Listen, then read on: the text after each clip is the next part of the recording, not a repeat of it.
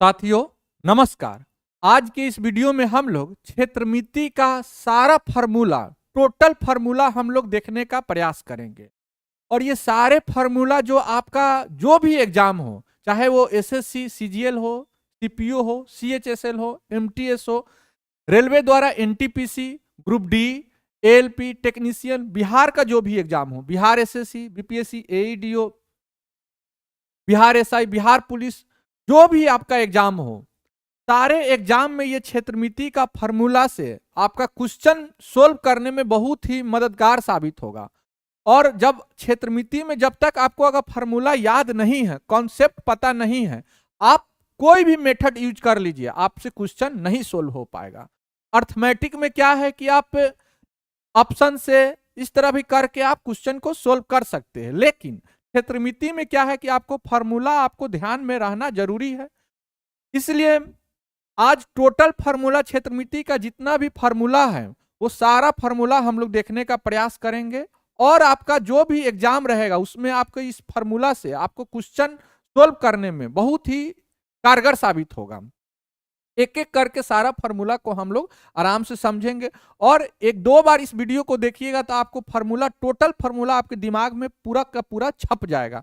तो आइए हम लोग आज शुरू करते हैं क्षेत्रमिति सूत्र संग्रह 2D और 3D आकार का सभी महत्वपूर्ण सूत्र एक साथ हम लोग देखते हैं। पूरा संपूर्ण सूत्र हम लोग एक साथ देखते हैं। चलिए आइए। अब क्षेत्रमिति क्या है? क्षेत्रमिति गणित की एक शाखा है जो 2D और 3D आकार की माप से संबंधित है। 2D मतलब 2 डायमेंशनल, 3D मतलब 3 डायमेंशनल की माप से संबंधित है। क्षेत्रमिति कहने का मतलब है किसी भी क्षेत्र को मापने का जो विधि है वही क्षेत्रमिति है। चलिए क्षेत्रफल। अब क्षेत्रफल किसे कहते हैं? एरिया, किसी आकार द्वारा घेरा गया स्थान, वर्ग इकाई, यानी कि किसी स्थान को घेरा गया जो है उसी वही क्षेत्रफल हो गया। परिमाप, पेरीमीटर, किसी आकार की बाहरी सीमा की लंबाई जो है पेरीमीटर है। जो बाहरी सीमा का जो लंबाई है वो पेरीमीटर है।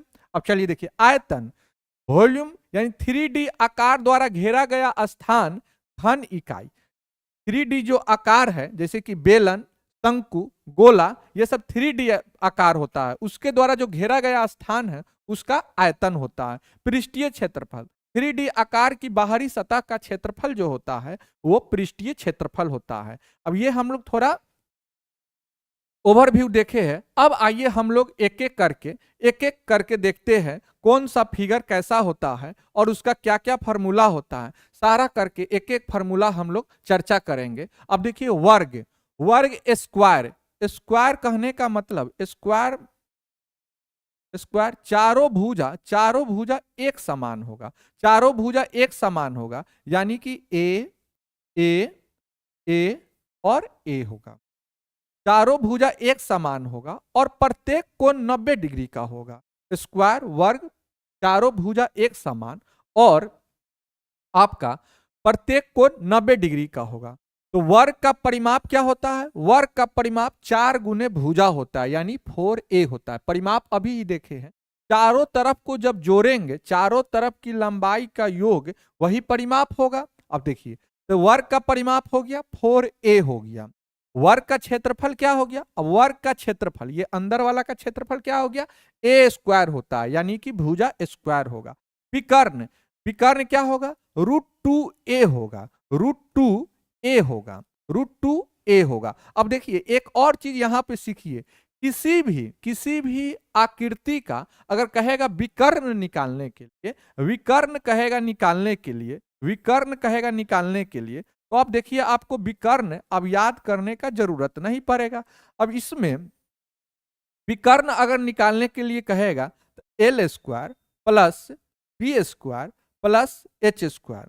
अगर जहां केवल लंबाई चौड़ाई दिया हुआ है तो लंबाई का स्क्वायर प्लस चौड़ाई का स्क्वायर। अगर जहां ऊंचाई भी दिया होगा तो वहां लंबाई स्क्वायर प्लस चौड़ाई स्क्वायर प्लस ऊंचाई स्क्वायर। अब वर्ग में देखिए आपका लंबाई भी ए दिया हुआ है, चौड़ाई भी ए दिया हुआ है। तो अगर हम लोग आपको कहेंगे वर्ग का विकर्ण निकालने के लिए तो आप कह सकते हैं लंबाई ए है तो ए का स्क्वायर प्लस चौड़ाई क्या है? ए है तो ए का स्क्वायर। यहाँ ए का स्क्वायर कर दिए। अब यहां देखिए ए स्क्वायर क्या हो गया बाबू? 2a square. 2a²।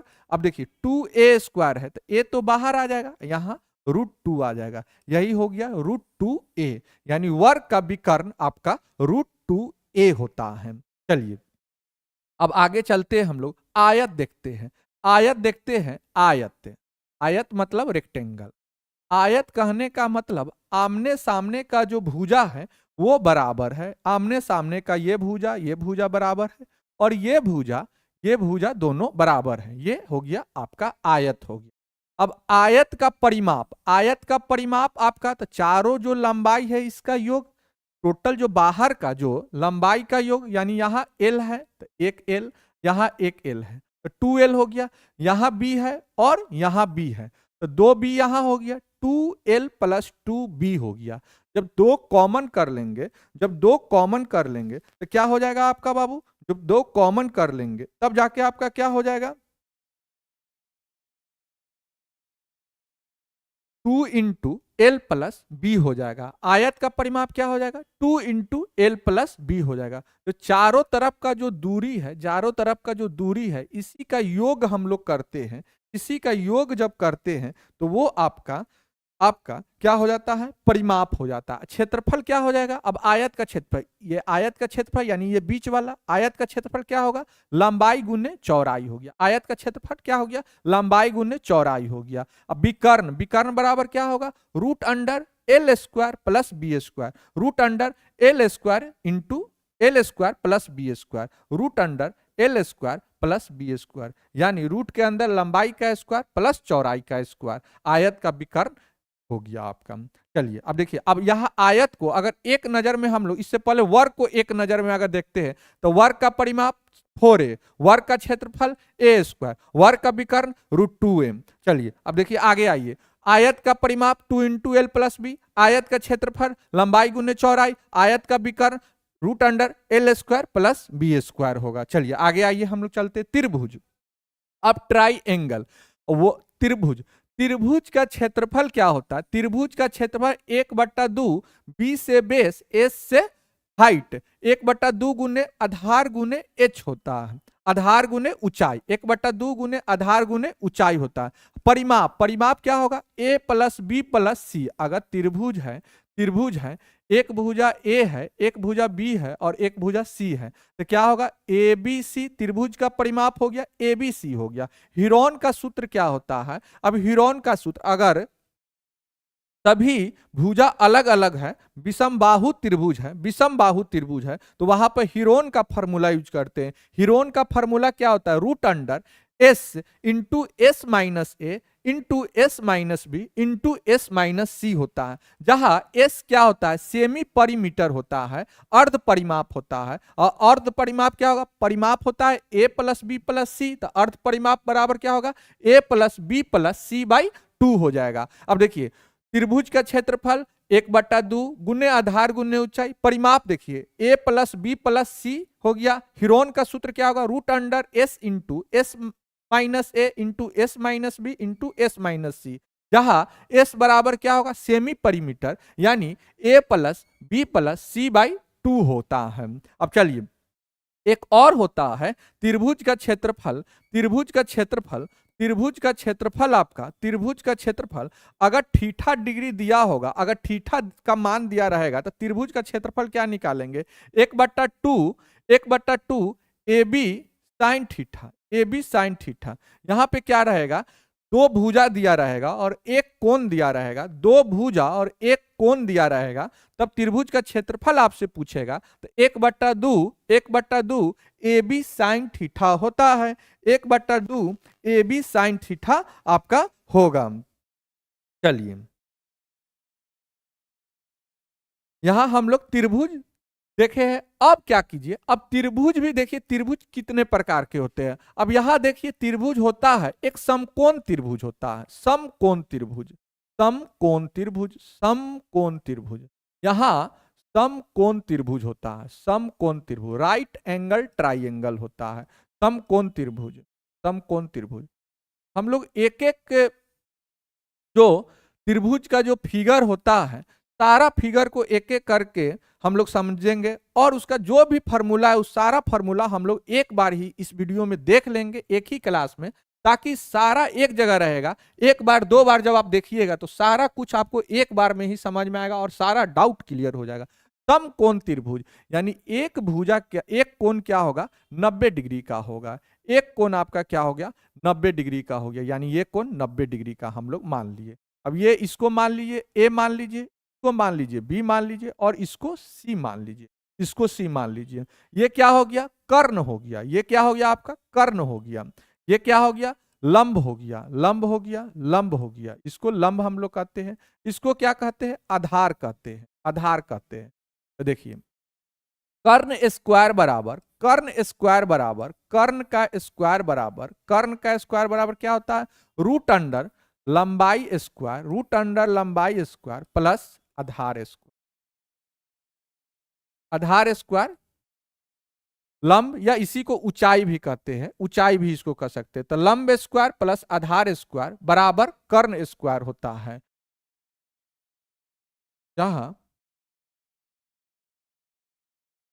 रूट हटा दीजिए, यहां अगर कर्ण स्क्वायर बराबर लंबाई स्क्वायर प्लस आधार स्क्वायर होता है, यहीं पे अगर केवल कर्ण बराबर पूछेगा, कर्ण बराबर क्या होगा, तो रूट अंडर लंबाई स्क्वायर प्लस आधार स्क्वायर होगा। लंबाई स्क्वायर प्लस आधार स्क्वायर होगा, लंबाई स्क्वायर प्लस आधार स्क्वायर होगा। अब देखिए, अब समकोण त्रिभुज का क्षेत्रफल आपसे पूछेगा, समकोण त्रिभुज का क्षेत्रफल आपसे पूछेगा, समकोण त्रिभुज का क्षेत्रफल क्या होगा। देखिए समकोण त्रिभुज का, समकोण त्रिभुज का क्षेत्रफल क्या हो जाएगा बाबू, समकोण त्रिभुज का क्षेत्रफल आपका क्या हो जाएगा, 1/2 गुने आधार गुने ऊंचाई, ऊंचाई आधार गुने ऊंचाई हो जाएगा, आधार गुने ऊंचाई। तो आधार तो आपका ये हो गया, आधार ये हो गया, और ऊंचाई, इसी को ऊंचाई भी बोलते हैं, आधार गुने ऊंचाई, ऊंचाई आधार गुने ऊंचाई, 1/2 गुने आधार गुने ऊंचाई। तो समकोण त्रिभुज का क्षेत्रफल आपका हो गया।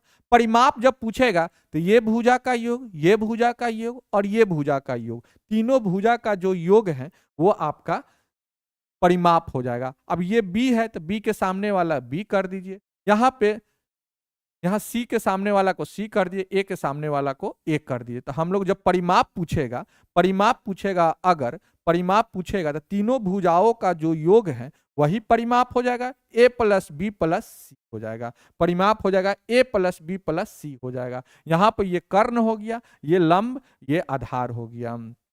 चलिए देखिए अब आगे चलते हैं, हम लोग समकोण त्रिभुज देख लिए। अब देखिए समबाहु त्रिभुज, समबाहु त्रिभुज, समबाहु त्रिभुज। अब हम लोग देखिए समबाहु त्रिभुज, समबाहु त्रिभुज आप जानिए किसे कहते हैं, समबाहु त्रिभुज, समबाहु त्रिभुज, समबाहु त्रिभुज। अब समबाहु त्रिभुज को समझ लिए। समबाहु कहने का मतलब सभी भुजा, बाहु मतलब भुजा, सम मतलब बराबर, सभी भुजा जिसका बराबर हो वो समबाहु त्रिभुज है। अब चलिए देखिए, सभी भुजा बराबर है तो हम लोग एक त्रिभुज ले लिए, त्रिभुज ले लिए, सभी भुजा बराबर है, यानी ए ए ए, और ये इसको ए मान लीजिए, इसको बी मान लीजिए, और इसको सी, ए बी सी हो गया, त्रिभुज हो गया, ए बी सी एक त्रिभुज हो गया, जिसका सभी भुजा बराबर है वो समबाहु त्रिभुज हो गया। अब देखिए, अब यहां पे देखिए समबाहु त्रिभुज का, समबाहु त्रिभुज का, समबाहु, समबाहु त्रिभुज का यहां पे आप क्षेत्रफल, समबाहु त्रिभुज का क्षेत्रफल क्या होगा बाबू, समबाहु त्रिभुज का क्षेत्रफल, क्षेत्रफल पूछ रहा है, क्षेत्रफल, क्षेत्रफल इसको निकालिए, क्षेत्रफल क्या होगा बाबू, क्षेत्रफल समबाहु त्रिभुज का क्षेत्रफल क्या हो जाएगा बाबू, एरिया क्या हो जाएगा, एरिया होता है √3/4, √3/4 भुजा स्क्वायर होता है। भुजा क्या है, ए है, भुजा ए है तो ए स्क्वायर, यानी इसको आप लोग लिख सकते हैं √3/4, √3/4 ए स्क्वायर लिख सकते हैं, √3/4 ए स्क्वायर लिख सकते हैं। परिमाप पूछेगा, परिमाप क्या होता है, परिमाप क्या होता है, परिमाप आपका होगा √3/2 ए होगा, √3/2 सॉरी ये ऊंचाई हम लिख दिए, ये आपका ऊंचाई लिख दिए, √3/2a ऊंचाई हो गया। इसका हाइट अगर पूछेगा तो √3/2a इसका ऊंचाई हो गया। और परिमाप क्या हो जाएगा बाबू? परिमाप क्या हो जाएगा? a+a+a यानी 3 गो a है, परिमाप तीनों भुजाओं का योग यानी 3a हो जाएगा। 3a इसका परिमाप हो जाएगा। अब समबाहु त्रिभुज का क्षेत्रफल √3/4 भुजा स्क्वायर। समबाहु त्रिभुज का ऊंचाई पूछेगा तो क्या हो जाएगा? √3/2a और परिमाप आपका क्या हो जाएगा? 3a हो जाएगा। परिमाप क्या हो जाएगा? 3a हो जाएगा। चलिए अब आगे हम लोग देखते हैं, एक और त्रिभुज देखते हैं, समद्विबाहु त्रिभुज, आइसोस्केल्स ट्राइंगल,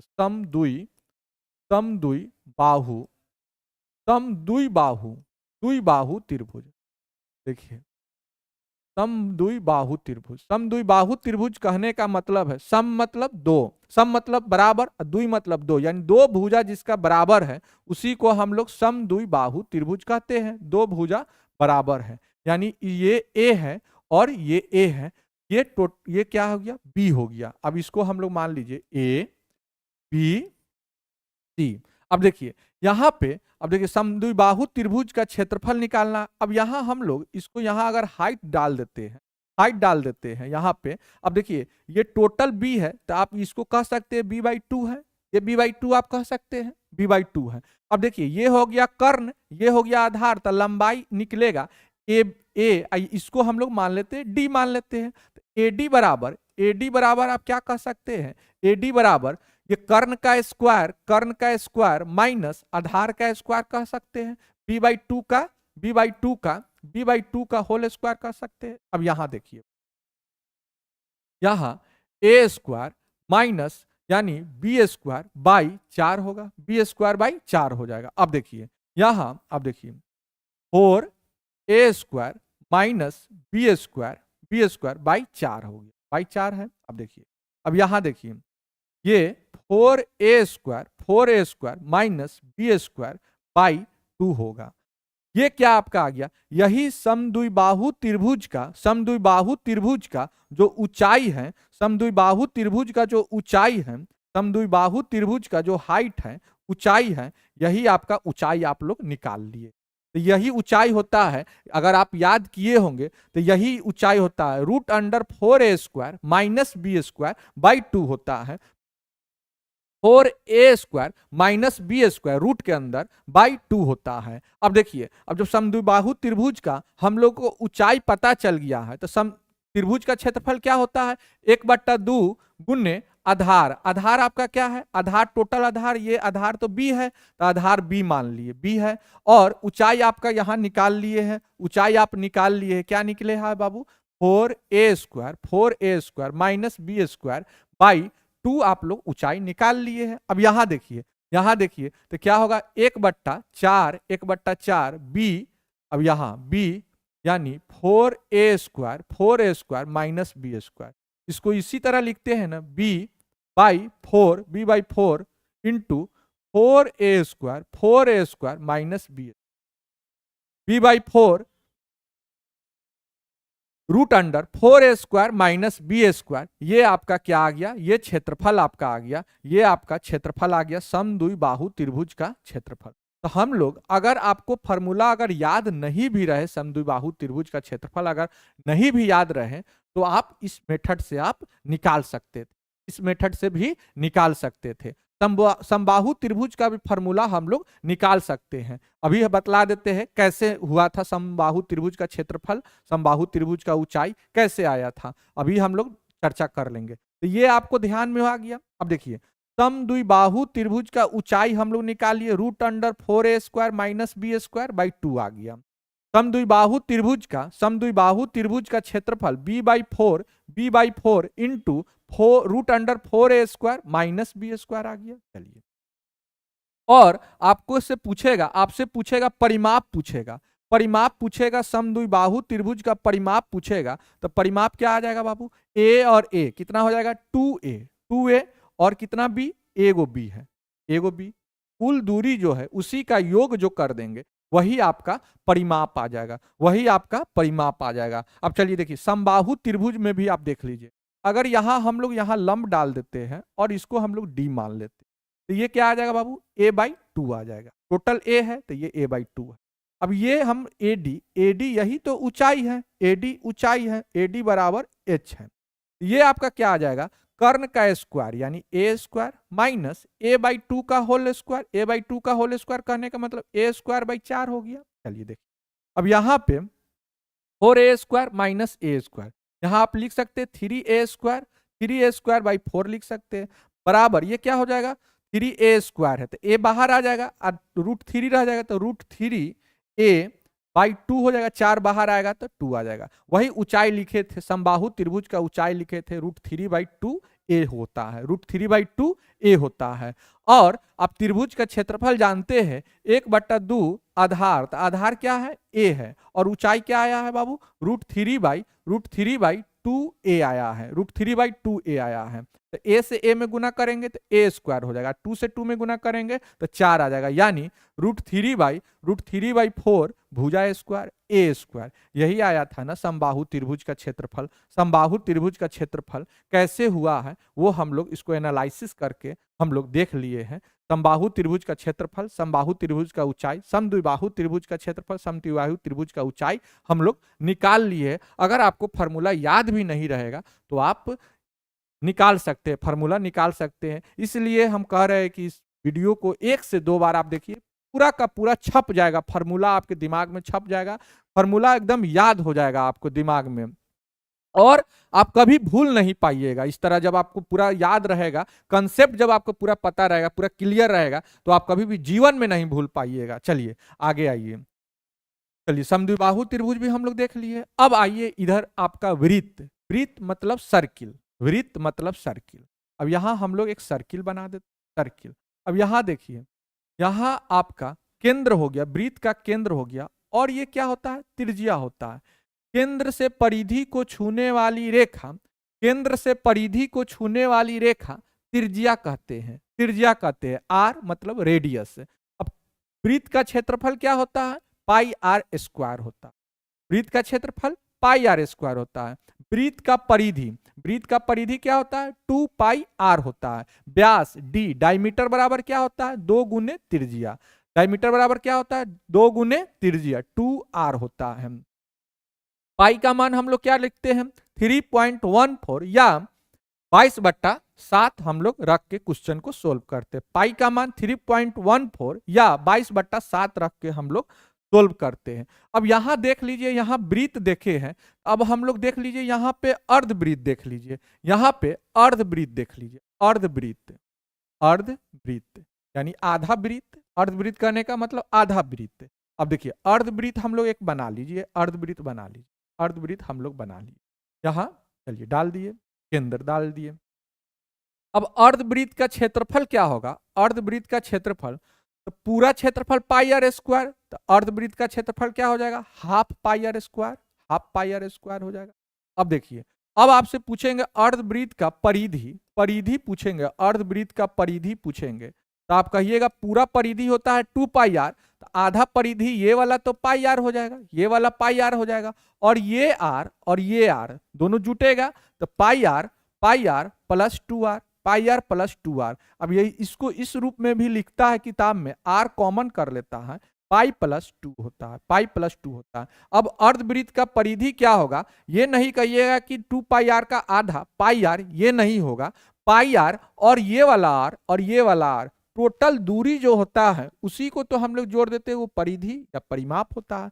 तो r प्लस r दोनों जोड़ देंगे तो πr प्लस 2r, ये आपका हो गया अर्धवृत्त का, अर्धवृत्त का, अर्धवृत्त का आपका परिधि आ गया। अब यहाँ व्यास क्या होता है बाबू, d बराबर 2 गुने त्रिज्या होता है, पाई का मान 3.14 या 22/7 रख। अब यहाँ एक और कंसेप्ट देख लीजिए, एक आपका वृत्त के अंदर वृत्त होता है, वृत्त के अंदर वृत्त होता है, तो यहाँ पे एक होता है छोटा त्रिज्या होता है और एक बड़ा त्रिज्या होता है, इससे भी क्वेश्चन पूछा जाता है। तो वलय का क्षेत्रफल पूछ रहा है, वलय का क्षेत्रफल आपको पूछता है, यानी ये वाला भाग का क्षेत्रफल आपसे पूछता है, वलय का क्षेत्रफल। तो हम लोग यहाँ लिखते हैं वलय, रिंग का, एरिया ऑफ रिंग, वलय का क्षेत्रफल आपसे पूछता है, area of ring. Area of ring क्या होता है, पाई बड़का r², पाई बड़का r² माइनस पाई छोटका आर स्क्वायर, छोटका आर स्क्वायर। अब इसी को लिखता है, पाई कॉमन ले लेता है, आर स्क्वायर माइनस छोटा आर स्क्वायर, अब बड़ा आर स्क्वायर माइनस छोटा आर स्क्वायर, ये हो गया A square minus B square, यानी A square minus B square equal to लिख सकते हैं A plus B into A plus B, A plus B into A minus B लिख सकते हैं। A square minus B square equal to लिख सकते हैं आप A plus B into A minus B लिख सकते हैं, यानी R square minus R square है तो R plus R into R minus R लिख सकते हैं, पाई बाहर रहेगा। चलिए, तो हम लोग ये वृत्त के बारे में देख लिए, वृत्त, अर्धवृत्त और रिंग का भी हम लोग क्षेत्रफल जान गए, रिंग का क्षेत्रफल कैसे निकालेंगे। चलिए, अब कुछ और 2D आकार जो होता है उसके बारे में जानेंगे। समानांतर चतुर्भुज, समानांतर चतुर्भुज किसे कहते हैं, सम चतुर्भुज किसे कहते हैं, समलंब चतुर्भुज किसे कहते हैं, त्रिज्यखंड का क्षेत्रफल किसे कहते हैं। त्रिज्यखंड का क्षेत्रफल भी अगर पूछेगा निकालने के लिए तो वो भी कैसे निकालेंगे, इसको देख लीजिए। समानांतर चतुर्भुज, समानांतर चतुर्भुज कहने का मतलब आमने सामने का भुजा, आमने सामने का भुजा अगर बराबर है तो ये आपका समानांतर चतुर्भुज, यानी कहने का मतलब ये भुजा बराबर हो गया, ये भुजा और ये भुजा अगर बराबर है तो ये आपका समानांतर चतुर्भुज हो गया। और समानांतर चतुर्भुज का क्षेत्रफल होता है आधार गुने ऊंचाई होता है, याद रखिएगा, समानांतर चतुर्भुज का क्षेत्रफल आधार गुने ऊंचाई होता है।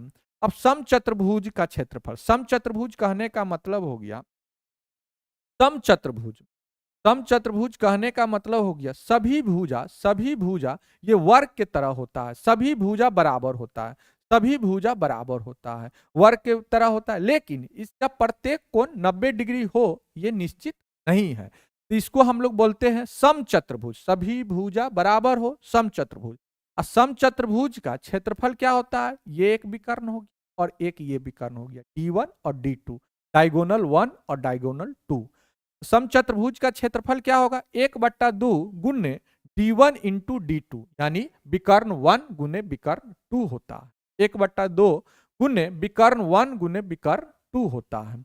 अब समलंब चतुर्भुज, समलंब चतुर्भुज का आकृति किस तरह होता है बाबू, देखिए समलंब चतुर्भुज, समलंब चतुर्भुज का आकृति आपका इस तरह का होता है, केवल ये भुजा समानांतर होता है, ये भुजा समानांतर होता है, यहाँ पे एक लंब डाला जाता है, ये होता है समलंब चतुर्भुज होता है। समलंब चतुर्भुज कहने का मतलब अब ये इसका क्षेत्रफल होगा क्या चीज, 1/2 समानांतर भुजाओं का योग, समानांतर भुजाओं का योग गुने ऊंचाई होता है, 1/2 गुने समानांतर भुजाओं का योग गुने ऊंचाई होता है, ये समलंब चतुर्भुज का क्षेत्रफल हो गया। अब हम लोग समानांतर चतुर्भुज, सम चतुर्भुज और समलंब चतुर्भुज का फॉर्मूला देख लिए, फिगर भी समझ गए कैसा फिगर होता है। अब त्रिज्यखंड का क्षेत्रफल पूछ रहा है, त्रिज्यखंड का क्षेत्रफल, तो त्रिज्यखंड कहाँ बनेगा बाबू, वृत्त में त्रिज्यखंड बनेगा, वृत्त में त्रिज्यखंड बनेगा, ये आर आर, ये आर और ये क्या होता है, ये आपका एल होता है, लेंथ ऑफ आर्क, यानी चाप की लंबाई होता है, चाप की लंबाई बराबर क्या होता है, एल बराबर क्या होता है, थीटा आर होता है, थीटा का मान दिया रहेगा, कोण दिया रहेगा, एंगल दिया रहेगा, आर मतलब त्रिज्या होता है, लेंथ बराबर क्या होगा, लेंथ ऑफ आर्क बराबर यानी चाप की लंबाई बराबर होता है थीटा गुने आर, थीटा कोण का मान दिया रहेगा गुने आर यानी त्रिज्या दिया रहेगा। त्रिज्यखंड का क्षेत्रफल, ये वाला क्षेत्रफल आपका, ये वाला क्षेत्रफल आपका पूछेगा क्या होगा, ये वाला क्षेत्रफल त्रिज्यखंड का क्षेत्रफल होता है पाई आर स्क्वायर थीटा बट्टा 360 होता है, पाई आर स्क्वायर, इसको इस रूप में लिख सकते हैं, पाई आर स्क्वायर थीटा बट्टा 360 होता है, पाई आर स्क्वायर थीटा बट्टा 360 डिग्री होता है, 360 डिग्री होता है, पाई आर स्क्वायर थीटा बट्टा 360 डिग्री या थीटा बट्टा 360 इंटू पाई आर स्क्वायर होता है त्रिज्यखंड का क्षेत्रफल। तो हम लोग त्रिभुज, चतुर्भुज ये सब कुछ समझ गए, 2D आकृति से जो भी प्रश्न है, जो भी फॉर्मूला है वो हम लोग समझ गए, वो हम लोग देख लिए। अब देखिए घन, घन मतलब क्यूब, घन, अब घन हम लोग बनाते हैं, घन क्या होता है, वर्ग, दो वर्ग को मिला के बनाएंगे तब जाके घन बनेगा। अब देखिए यहाँ इससे इसको मिला दीजिए, इसको इससे मिला, देखिए इसको इससे मिला दीजिए और इसको, ये आपको घन दिख रहा होगा, ये 3 डायमेंशनल हो गया, 3 डायमेंशनल त्रिविमीय आकृति हो, अब घन का आयतन क्या होगा बाबू? घन का आयतन, एक भुजा ए होता है, एक भुजा ए, तो घन का आयतन आपका ए क्यू हो जाए। घन का सतह क्षेत्रफल क्या होता है? 6a²। ए कहने का मतलब भुजा स्क्वायर, 6 गुने भुजा स्क्वायर। घन का विकर्ण क्या होगा? √3a होगा। अभी हम लोगों ने पढ़ा था क्या होता है विकर्ण निकालने का तरीका? ए स्क्वायर लंबाई स्क्वायर प्लस चौड़ाई का स्क्वायर प्लस प्लस ऊंचाई का स्क्वायर। अभी पढ़े थे दोनों, इसमें तीनों क्या है? ए है, तो ए स्क्वायर प्लस ए स्क्वायर प्लस ए स्क्वायर। कितना ए स्क्वायर हो गया बाबू? 3a²। रूट अंदर 3a², 3a²। अब चलिए देखिए, ए बाहर आ जाएगा, √3 ए बाहर आ जाएगा, √3 रह जाएगा, यानी विकर्ण क्या हो गया? a√3 हो गया। ए√3 आपका विकर्ण हो गया। a√3 क्या हो गया बाबू? आपका विकर्ण हो गया। विकर्ण आपका क्या हो गया? a√3 या √3a होता है, विकर्ण आपका √3a होता है। अब देखिए घन में क्या होता है? घन में 6 फलक, 12 किनारे और 8 शीर्ष होते हैं। फलक, अब पूछता है एग्जाम में, घन में फलक, फलक, फलक, शीर्ष, शीर्ष, किनारा, किनारा, ये सब पूछता है। विकर्ण भी कभी कभी पूछ देता है, घन में कितने विकर्ण होते, घन में कितने विकर्ण होते, घन में कितने विकर्ण होते। फलक, फलक, शीर्ष, किनारा और विकर्ण कितने होते हैं? देखिए फलक कितना होता है बाबू? फलक 6 होता है, फलक 6 होता है, शीर्ष 8 होता है, किनारा कितना होता है? 12 होता है, विकर्ण कितना होता है? 4 होता है। फलक, फलक 6 होता है, 12 किनारा होता है, 8 शीर्ष होता है और 4 विकर्ण होता है। घन में 6 फलक, 12 किनारे, 8 शीर्ष और 4 विकर्ण होते हैं। तो इस तरह हम लोग घन के बारे में जान गए। घन का आयतन AQ होता है, सतह क्षेत्रफल 6a² होता है, विकर्ण √3a होता है। घन में 6 फलक, 8 शीर्ष, 12 किनारा और 4 विकर्ण होते हैं। अब चलिए देखिए घनाभ देखते हैं। घनाभ, अब घनाभ, घनाभ क्या होगा? दो आयत को मिला के जब बनाएंगे तो घनाभ बनेगा। दो आयत को मिला के जब बनाएंगे तब क्या होगा आपका? ये होगा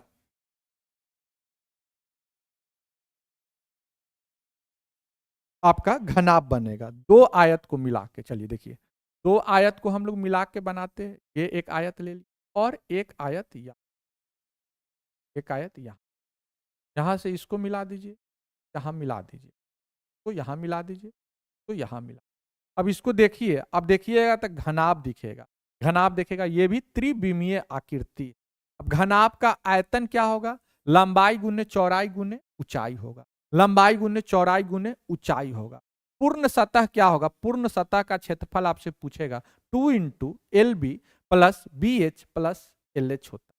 2 × LB plus BH plus LH होता है, यानी लंबाई गुने चौड़ाई प्लस चौड़ाई गुने ऊंचाई प्लस ऊंचाई गुने लंबाई।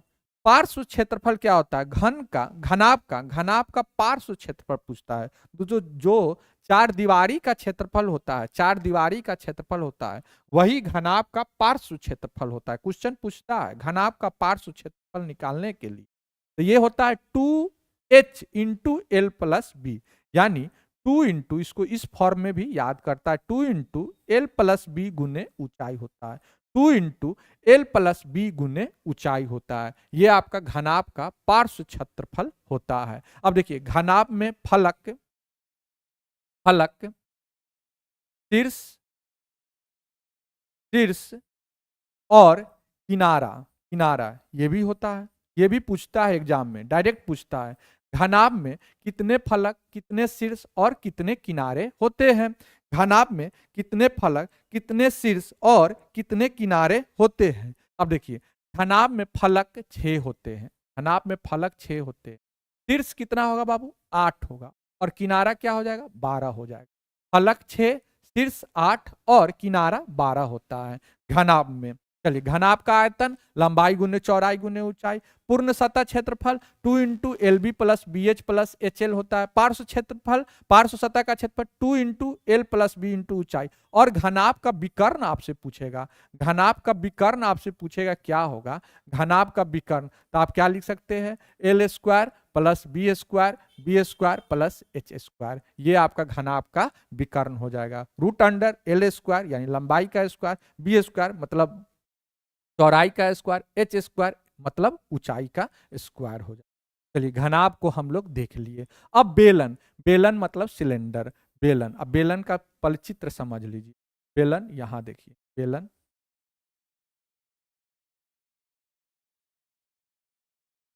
के और ऊपर वृत्ताकार आकृति रहता है, वृत्ताकार आकृति रहता है। अब बेलन का, अब यहां देखिए, ये आपका ये हो गया एच हो गया, ये आपका आर आर, ये आपका त्रिज्या हो गया, ये एच मतलब हाइट होगी। अब आयतन क्या होता है, pi R square H, are मतलब त्रिज्या, एच मतलब ऊंचाई। आयतन पाई आर स्क्वायर एच होता है। वक्र सतह का क्षेत्रफल होता है 2 पाई आर एच होता है, 2 पाई आर एच होता है। अब पूर्ण सतह का क्षेत्रफल पूछेगा, पूर्ण सतह का क्षेत्रफल होता है 2 pi R H, 2 pi R H plus ऊपर वाला वृत्ताकार का क्षेत्रफल पाई आर स्क्वायर और नीचे वाला वृत्त का क्षेत्रफल पाई आर स्क्वायर, तो 2 pi R H plus 2 pi R square, 2 pi R H plus 2 pi R square. इसी को आप लोग याद भी करते हैं, यहाँ क्या करते हैं, 2 पाई आर कॉमन कर लेते हैं, तो यहाँ एच प्लस आर लिखते हैं। देखिए, यानी बेलन का पूर्ण सतह का क्षेत्रफल आप याद करते हैं 2 pi R into H plus R. कैसे होता है, बेलन का वक्र सतह का क्षेत्रफल 2 पाई आर एच और ऊपर वाला वृत्त का क्षेत्रफल पाई आर स्क्वायर और नीचे वाला वृत्त का क्षेत्रफल पाई आर स्क्वायर, ये भी दोनों जुड़ जाएगा, तो यानी 2 pi R H plus 2 pi R square. इसी को हम लोग तोड़ के लिखते थे 2 pi R into H plus R, आपका बेलन का पूर्ण सतह का क्षेत्रफल हो जाता है। अब चलिए देखिए शंकु। अब शंकु देखिए, शंकु कोन आप लोग खाते भी होंगे, कोन खाते होंगे आप लोग, कोन खाते होंगे, जब आइसक्रीम खाते हैं तो आप लोग बड़ी चाव से मांगते हैं कोन दीजिए, तो यही कोन होता है शंकु। शंकु, अब देखिए यहां हो गया, ये एच हो गया, ये एच हो गया, ये एल हो गया, एल मतलब साइलेंट हाइट मतलब तिर्यक ऊंचाई होता है, और ये आपका आर हो गया, आर हो गया। अब देखिए आर हो गया। अब आयतन क्या होता है, शंकु का आयतन 1/3 पाई आर स्क्वायर एच होता है। वक्र सतह का क्षेत्रफल क्या होता है, पाई आर एल होता है, पाई आर एल होता है, यानी पाई आर मतलब त्रिज्या, एल मतलब तिर्यक ऊंचाई होता है। पूर्ण सतह का क्षेत्रफल क्या होता है, pi R L plus pi R square होता है। पूर्ण सतह क्या होता है, वक्र सतह होता है पाई आर एल, और पूर्ण सतह क्या हो जाएगा, पाई आर एल, और नीचे वाला वृत्त यानी पाई आर स्क्वायर, तो pi R L plus pi R square हो गया पूर्ण सतह का क्षेत्रफल। इसी को आप लोग लिख देते हैं, पाई आर लिख देते हैं, और एल प्लस आर इसको लिखते हैं। Pi R into L plus R भी आप लोग याद करते हैं, लेकिन यही फॉर्मूला है जो आपको याद रखना है, pi R L plus pi R square. कैसे हुआ है, क्योंकि नीचे वाला वृत्त का भी क्षेत्रफल जुट जाएगा। अब तिर्यक ऊंचाई यानी एल बराबर क्या होगा, रूट अंडर एच स्क्वायर यानी हाइट स्क्वायर प्लस त्रिज्या स्क्वायर होता है, root under H square plus R square होता है, ऊंचाई स्क्वायर प्लस त्रिज्या का स्क्वायर होता है शंकु, शंकु का आपका तिर्यक ऊंचाई। चलिए शंकु को भी हम लोग देख लिए। अब गोला देखिए, गोला, गोला फेंक होता है, आप लोग जब प्रैक्टिस करते होंगे फिजिकल का प्रैक्टिस करते होंगे तो उसमें गोला फेंक होता है, तो वही गोला का आयतन पूछेगा निकालने के लिए, तो ये क्या होता है 4/3 पाई आर क्यू होता है, 4/3 पाई आर क्यू होता है। सतह क्षेत्रफल पूछेगा तो 4 पाई आर स्क्वायर होता है, 4 पाई आर स्क्वायर होता है। व्यास क्या होता है, व्यास यानी डायमीटर क्या होता है, 2r होता है, व्यास क्या होता है 2r होता है, यानी 2 गुने त्रिज्या होता है। अब यहां हम लोग देख लिए गोला। अब गोला का आधा यानी अर्ध गोला, गोला का आयतन था 4/3 पाई आर क्यू, तो अर्ध गोला का आयतन 2/3 pi R cube, 2/3 pi R cube. गोला का आयतन 4/3 पाई आर क्यू, तो अर्ध गोला का आयतन 2/3 पाई आर क्यू। वक्र सतह का क्षेत्रफल क्या होगा, वक्र सतह का क्षेत्रफल, गोला का वक्र सतह का क्षेत्रफल था 4 पाई आर स्क्वायर, तो अर्धगोला का आधा हो जाएगा 2 पाई आर स्क्वायर। और पूर्ण सतह जब पूछेगा, अर्धगोला का पूर्ण सतह पूछेगा तो 3 पाई आर स्क्वायर होता है, 3 पाई आर स्क्वायर होता है। 3 पाई आर स्क्वायर आपका अर्धगोला का अर्धगोला का संपूर्ण पृष्ठीय क्षेत्रफल पूछेगा, संपूर्ण पृष्ठीय क्षेत्रफल पूछेगा तो आपका हो जाएगा 3πr² हो जाएगा। 3πr² आपका हो जाएगा संपूर्ण पृष्ठीय क्षेत्रफल अर्धगोला का, अर्धगोला का संपूर्ण पृष्ठीय क्षेत्रफल 3πr² हो जाएगा। चलिए अब हम लोग थोड़ा एक दो फिगर और समझ लेते, एक दो फार्मूला और देख लेते। प्रिज्म और पिरामिड, प्रिज्म और पिरामिड का केवल फार्मूला ध्यान में रखिए। प्रिज्म, प्रिज्म और पिरामिड, पिरामिड का फार्मूला केवल ध्यान में थोड़ा रख लीजिए, थोड़ा याद रखिएगा। जब हम लोग क्षेत्रमिति चैप्टर जब देखेंगे, एक एक फार्मूला से जितना भी प्रश्न पूछा हुआ प्रश्न है, सारा प्रश्न को हम लोग डिस्कस करेंगे। जितना भी प्रश्न पूछा हुआ है सारा डिस्कस करेंगे और एक एक फार्मूला को एकदम अच्छे से डिस्कस करेंगे, याद करवा देंगे आपको क्लास में ही, तब जाके क्वेश्चन आप सोल्व कीजिएगा, हमेशा के लिए आपका छप जाएगा। अब चलिए देखिए, अब प्रिज्म का, अब प्रिज्म में दो फार्मूला आप लोग याद रखिए। प्रिज्म में दो फार्मूला आप लोग याद रखिए। प्रिज्म का आयतन एक याद रखिए, प्रिज्म का आयतन, आयतन याद रखिए। प्रिज्म का आयतन, प्रिज्म का आयतन होता है आधार का, आधार का क्षेत्रफल, आधार का क्षेत्रफल गुने गुने ऊंचाई होता है, ऊंचाई होता है। अब इसमें क्या होगा, प्रिज्म में आधार है ना, कभी आयताकार आधार रहेगा, कभी वर्गाकार आधार रहेगा। तो जैसा भी आधार रहेगा, जैसा भी बेस रहेगा, उसका क्षेत्रफल, आधार का क्षेत्रफल गुने ऊंचाई, आधार का क्षेत्रफल गुने ऊंचाई होता है, आधार का क्षेत्रफल गुने ऊंचाई होता है। एक ये फार्मूला याद रखिए। एक याद रखिए पार्श्व पृष्ठीय क्षेत्रफल, पार्श्व, पार्श्व पृष्ठीय क्षेत्रफल, पार्श्व पृष्ठीय क्षेत्रफल। दो फार्मूला से क्वेश्चन ज्यादा पूछा जाता है। अब ये होता है पार्श्व पृष्ठीय क्षेत्रफल, आधार का परिमाप, आधार का परिमाप, परिमाप गुने गुने ऊंचाई होता। अगर आधार पार्श्व पृष्ठीय क्षेत्रफल पूछेगा तो आधार का परिमाप गुने ऊंचाई होता है। अगर आयतन पूछेगा, प्रिज्म का आयतन पूछेगा तो आधार का क्षेत्रफल गुने ऊंचाई होता है, आधार का क्षेत्रफल गुने ऊंचाई होता है। चलिए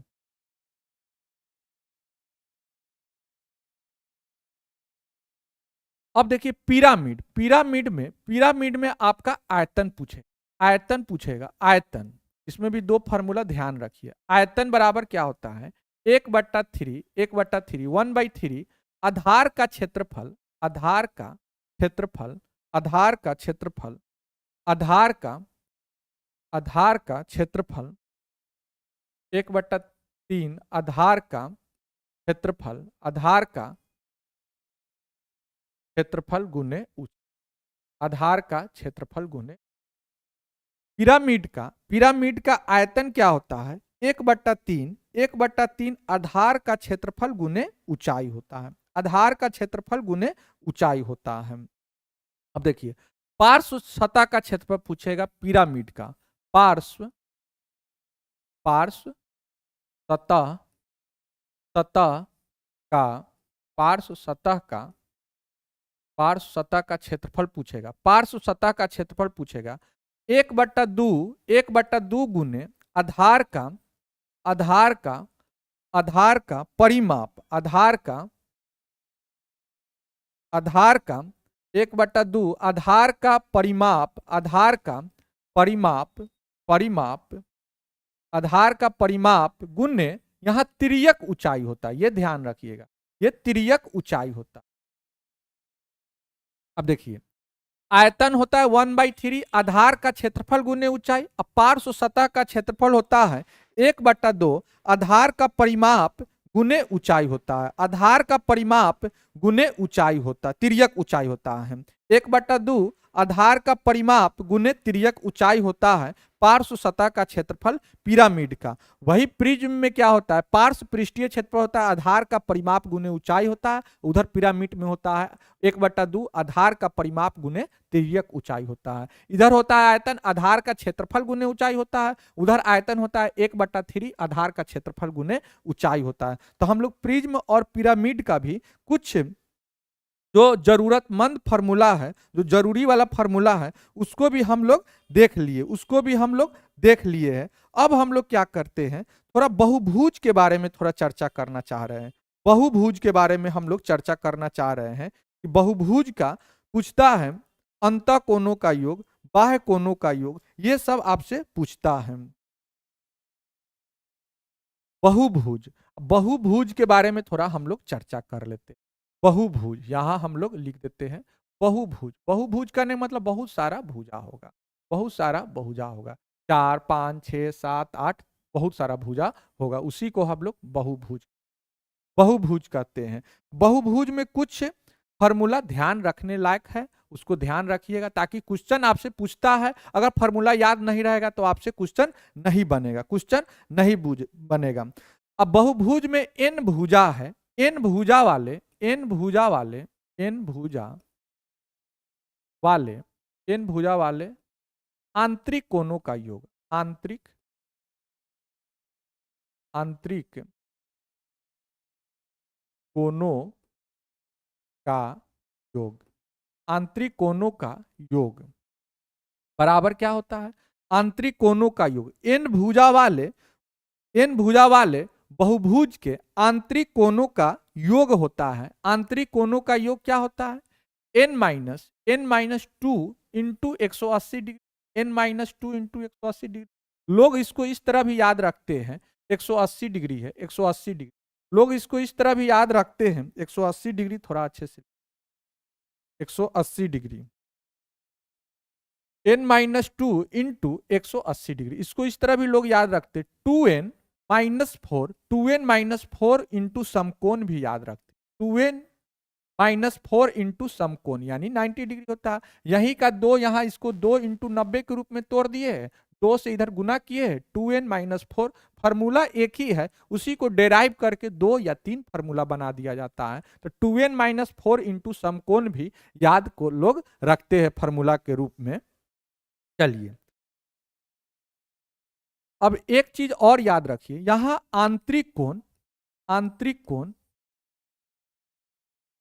आंतरिक कोण, आंतरिक कोण को हम लोग इंटरनल एंगल आई से डिनोट कर सकते हैं। आंतरिक कोण प्लस प्लस बाह्य कोण, बाह्य कोण का योग, बाह्य कोण का योग बराबर 180 डिग्री होता है, 180 डिग्री। आंतरिक कोण आई प्लस बाह्य कोण मतलब एक्सटर्नल एंगल, एक्सटर्नल एंगल दोनों कोणों का योग 180 डिग्री होता है। कभी कभी क्वेश्चन पूछेगा आंतरिक कोण दिया रहेगा, आपसे बाह्य कोण पूछेगा, बाह्य कोण दिया रहेगा, आंतरिक कोण आपसे पूछेगा। चलिए आंतरिक कोण और बाह्य कोण हम लोग देख लिए। अब देखिए बहुभुज का प्रत्येक बाहरी कोण एक होता है, बहुभुज का प्रत्येक बाहरी कोण एक, देखिए बहुभुज यहां डायरेक्ट हम लोग लिखते हैं, बहुभुज ही देख रहे हैं तो बहुभुज के बाहरी कोण, बाहरी कोण, बाहरी कोण बराबर क्या होगा, बाहरी कोण बराबर होता है, एक बाहरी कोण का मान निकालना रहेगा 360 डिग्री बट्टा n, n मतलब भुजाओं की संख्या होता है। बहुभुज का प्रत्येक बाहरी कोण, प्रत्येक बाहरी कोण पूछेगा तो 360 डिग्री बट्टा n होता है, n होता है बाहरी कोण अगर पूछेगा तो। अगर अगर अगर आपसे पूछेगा प्रत्येक भुजा पूछेगा, प्रत्येक भुजा पूछेगा, भुजाओं की संख्या, भुजाओं की संख्या पूछेगा, नंबर ऑफ साइड्स पूछेगा, भुजाओं की संख्या पूछेगा, भुजाओं की संख्या पूछेगा, बहुभुज में भुजाओं की संख्या पूछेगा तो ये क्या होता है 360 डिग्री, 360 डिग्री बट्टा एक्सटर्नल एंगल होता है, एक्सटर्नल एंगल होता है, 360 डिग्री बट्टा एक्सटर्नल एंगल होता है। अब देखिए एक्सटर्नल एंगल के जगह पे यहां ये भी लिखता है 180 डिग्री माइनस आंतरिक कोण। एक्सटर्नल एंगल के जगह यानी बाहरी कोण के जगह, बाह्य कोण के जगह हम लोग लिख सकते हैं 180 डिग्री माइनस आंतरिक कोण लिख सकते हैं। तो भुजाओं की संख्या अगर आपसे पूछेगा, भुजाओं बहुभुज में भुजाओं की संख्या पूछेगा, आंतरिक कोण या बाह्य कोण दे दिया रहेगा तो उससे हम लोग निकाल सकते हैं 360 डिग्री बट्टा बाह्य कोण हम लोग निकाल सकते हैं। अब चलिए एक और फॉर्मूला देखिए, विकर्ण, विकर्णों की संख्या पूछता है, विकर्णों की संख्या पूछेगा। बहुभुज में विकर्णों की संख्या आपसे पूछेगा, विकर्णों की संख्या आपसे पूछेगा। बहुभुज में विकर्णों की संख्या पूछेगा। विकर्णों की संख्या क्या होता है? n into N minus three, N into N minus three by two होता है, n into N minus three by two होता है, n into N minus three by two होता है। अगर हम आपसे पूछेंगे, अगर कोई आयत है, आयत में विकर्णों की संख्या कितना होता है बाबू? दो होता है। आयत में विकर्णों की संख्या कितना होगा बाबू? दो होगा। दो कैसे आता है? अब देखिए एन, एन मतलब भुजाओं की संख्या, चार भुजा है, चार माइनस थ्री यानी एक, चार बट्टा दो यानी चार बट्टा दो, दो आया ना। यानी वही हम कहना चाह रहे हैं, विकर्णों की बहुभुज में विकर्णों की संख्या क्या होता है? N into N minus three by two होता है, N into N minus three by two होता है, वही विकर्णों की संख्या होता है। तो हम लोग बहुभुज के बारे में भी देख लिए। आंतरिक कोणों का योग क्या होता है? 2n माइनस फोर इंटू समकोण होता है। आंतरिक कोण और बाह्य कोण का योग क्या होता है? 180 डिग्री होता है।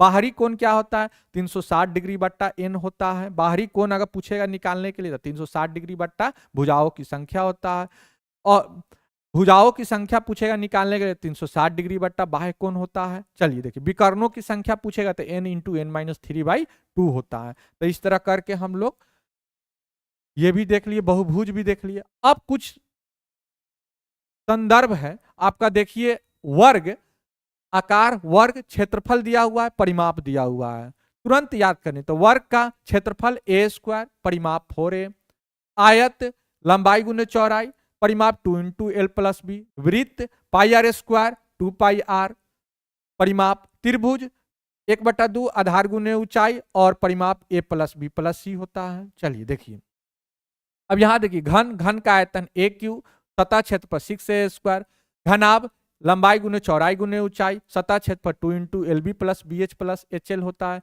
बेलन का आयतन पाई आर स्क्वायर एच, सतह क्षेत्रफल, संपूर्ण सतह क्षेत्रफल यहां दिया है 2 pi R H plus 2 pi R square.